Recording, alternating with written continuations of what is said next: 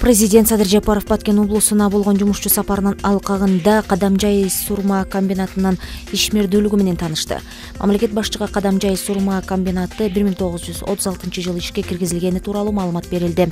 2021 жылдан бери түрк инвесторунун келишими менен комбинаттын ишмердүүлүгү жакшырган. Металлургиялык заводдон тышкары комбинаттын өндүрүштүк бөлүмдөрүнө көмөкчү цехтер, фабрикалар жана негизги өндүрүштү тейлөөчү участоктор кирет. Учурда комбинатта 600дөн ашык адам 3 сменде иштейт.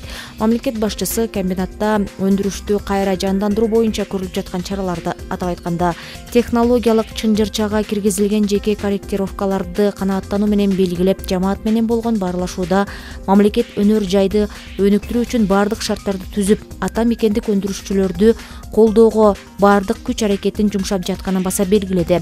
Президент тиешелүү мамлекеттик органдарга жана жергиликтүү бийлик органдарына комбинаттын ишин активдештирүү үчүн максималдуу жардам көрсөтүүнү тапшырды. Бул жергиликтүү калктын жашоо шартын жана аймактын экономикалык абалын жакшыртат, деди.